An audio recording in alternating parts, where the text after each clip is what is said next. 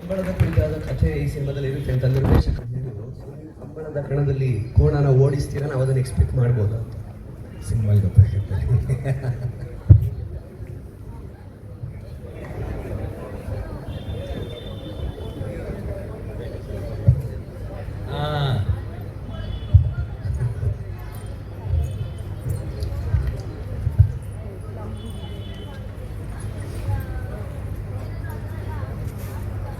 ಆಡಿಸ್ತಾ ಬಟ್ ಇಲ್ಲ, ನನಗೆ ಸ್ನೇಹಿತ ಆಗ್ಬಿಟ್ಟಿದ್ದಾನೆ ಈಗ ಸೋಮನಾಥ. ಒಂದು ರಿದಮ್ ಸೆಟ್ ಮಾಡ್ಕೊಂಡ್ವಿ, ಅದು ಹೇಗಾಯ್ತು ಗೊತ್ತಿಲ್ಲ. ಅವನ ಮೇಲೆ ಕೂತಾಗ 4 ಸತಿ ತಟ್ತಿದ್ದೆ ನಾನು, ಓ ಅಂತ. ಸೊ ನಾನು ಬಂದು ಅದನ್ನ 4 ಸತಿ ಮಾಡಿದ್ರೆ ಅವ್ನಿಗೆ ಗೊತ್ತಿತ್ತು, ಇವನೇ ಬಂದಿದ್ದಾನೆ, ನನ್ನ ಫ್ರೆಂಡ್ ಪ್ರಜ್ವಲ್ ಬಂದು ಕೂತಿದ್ದಾನೆ ನನ್ನ ಮೇಲೆ ಅಂತ. ಸೊ ಆ ರಿದಮ್ ಸೆಟ್ ಮಾಡ್ಕೊಂಡಿದ್ದೀವಿ. ಪ್ರಾಣಿಗಳ ಜೊತೆ ಏನಿಲ್ಲ, ನಾವೊಂದು ಸಂಬಂಧ ಮಾಡ್ಕೊಬೇಕು ಜೊತೆ. ಸೊ ಹಂಗಿದ್ದಾಗ ಖಂಡಿತವಾಗ್ಲೂ ಆಗುತ್ತೆ. ಟೀಸರಲ್ಲಿ ಸಾಥ್ ಕೊಟ್ಟಿದ್ದಾನೆ, ಖಂಡಿತವಾಗ್ಲೂ ಇಡೀ ಸಿನಿಮಾ ಸಾಥ್ ತಾನೆ ಅನ್ನೋ ನಂಬಿಕೆ ಇದೆ.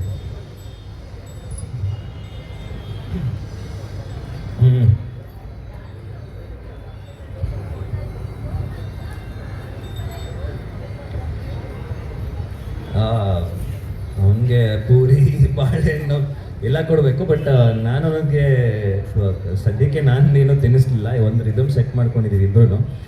ನಾನು ಜಾಸ್ತಿ ಪಳಗಿಲ್ಲ ಅಂದರೂ ತಂದೆ ಚಿಕ್ಕ ವಯಸ್ಸಿಂದಾನೇ ಹಸು ಕರುಗಳ ಜೊತೆ ಬೆಳೆದಿದ್ದಾರೆ, ಆ ರಕ್ತ ಇಲ್ಲಿದೆ. ಸೊ ಆ ಸಂಬಂಧ ಹಾಗೆ ಸೆಟ್ ಆಗೋಯ್ತು.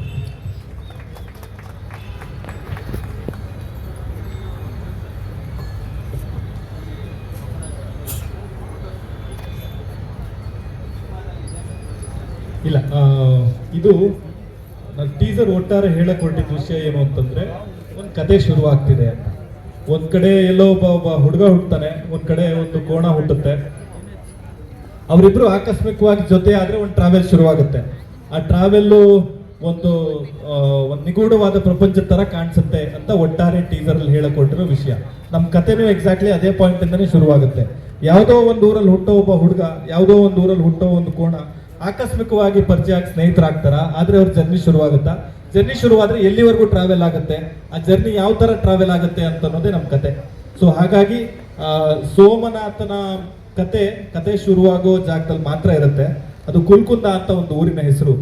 ಸುಬ್ರಹ್ಮಣ್ಯದ ಹತ್ರ ಒಂದು ಊರಿದೆ, ಅಲ್ಲಿ ವಿಶ್ವವಿಖ್ಯಾತ ಒಂದು ಜಾನುವಾರು ಜಾತ್ರೆ ಆಗುತ್ತೆ. ಈಗ for various reasons they have stopped it. But ತುಂಬಾ ವರ್ಷಗಳ ಕಾಲ ತಾರಕಾಸುರ ಅನ್ನೋ ರಾಕ್ಷಸನ್ನ ಕೊಂದು ಸುಬ್ರಹ್ಮಣ್ಯ ಆ ಜಾಗನ ಹಸುವಿನ ಸಗಣಿಯಿಂದ ತೊಳಿತಾನೆ ಅಂತ ಅನ್ನೋದು ಪುರಾಣ.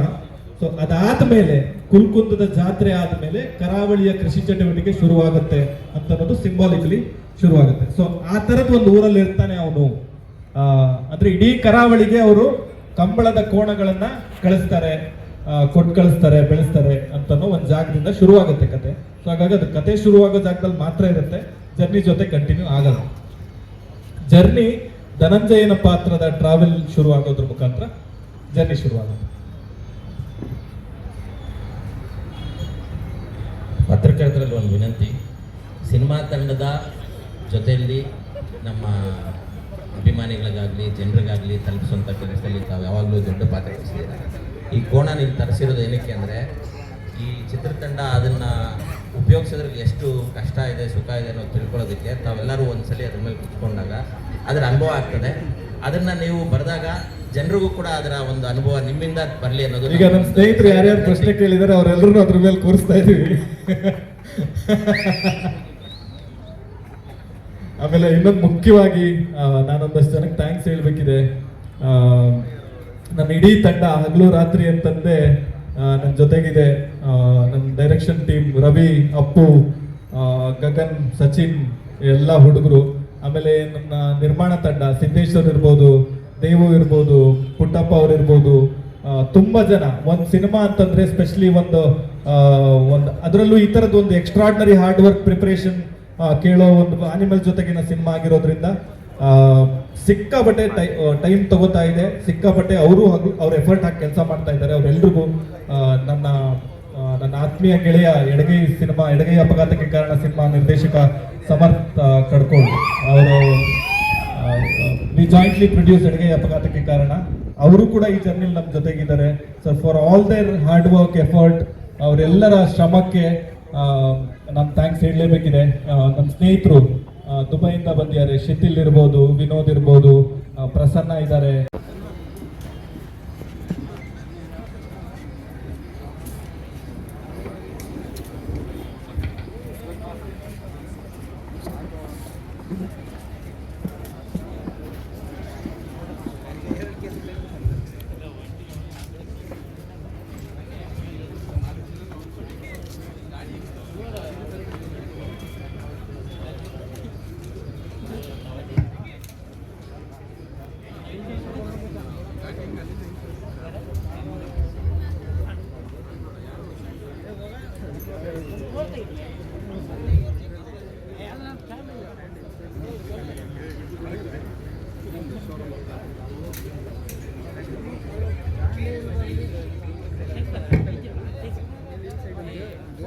ಬಿಟ್ಟಿದ್ದೆ